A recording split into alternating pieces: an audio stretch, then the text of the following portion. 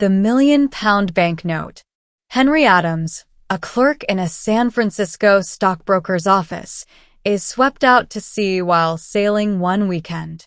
He is rescued by a ship bound for London and must work during the voyage to earn his passage, and he arrives in the city with his clothing in rags and only $1 in his pocket. Two very rich and eccentric brothers spot him and give him an envelope with no information.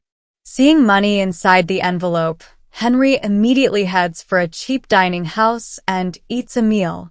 Afterward, he discovers that the money is a single banknote for £1,000,000, the equivalent of $5 million in United States currency. Without knowing it at the time, Henry has become the subject of a £20,000 bet between the brothers. One believes that the mere possession of the banknote can enable a person to survive even with no other means of support, while the other feels that the holder will be unable to use it without drawing the authorities' suspicions. Harris, the proprietor of the dining house, tells Henry not to worry about payment when Henry tries to obtain change. Henry then finds a note from one of the brothers, telling him of the bet and instructing him to return to them in 30 days with the banknote intact and unspent. If Henry fulfills these conditions and thus wins the bet for the writer, he can have any situation that he is qualified to fill. Henry realizes that he would not be easily able to exchange the banknote in the bank without being questioned about how he had come to have it, charged with theft, and arrested.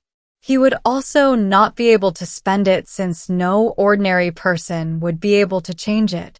Finally, in desperation, Henry decides to see if he can use the note to get a cheap suit to replace his rags, similar to the way he got his meal. When he pulls out the £1,000,000 note to pay, the store manager gives him an entire wardrobe on credit. Ultimately, he becomes a celebrity in London as the Vest Pocket £1,000,000 or the Vest Pocket Monster, and Harris's dining house becomes so famous that Harris actually lends Henry money. Henry tries to keep his borrowings under control so that he will be able to pay everyone back over time when he gets his situation.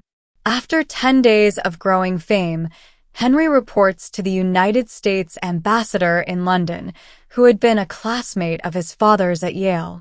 He is invited to a dinner party that night where he meets a young British woman, Portia Langham, with whom he is instantly smitten.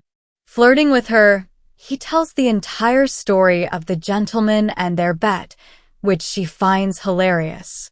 Also at the party is a good friend of Henry's from San Francisco named Lloyd Hastings, in London to sell shares in a mine and keep any sale proceeds that exceed $1 million. He is about to return home, having been unable to find any wealthy Londoners interested in buying, but Henry offers to use his celebrity to endorse the mine in exchange for half the profits. The shares sell out by the end of the month for a total of $3 million. Henry and Lloyd each receive $1 million, but Henry does not tell Portia of his new wealth. At the end of the month, Portia insists on going with Henry to see the brothers. Although he has fulfilled the terms of the bet and is entitled to claim a situation, he turns it down, showing them his profits from the mining deal. Portia reveals that one brother is her stepfather and the other her uncle, whereupon Henry decides that the situation he wants is to become her husband. The two are married, and the brothers cash in the £1,000,000 note, have it cancelled by the bank, and give it to the couple as a wedding present.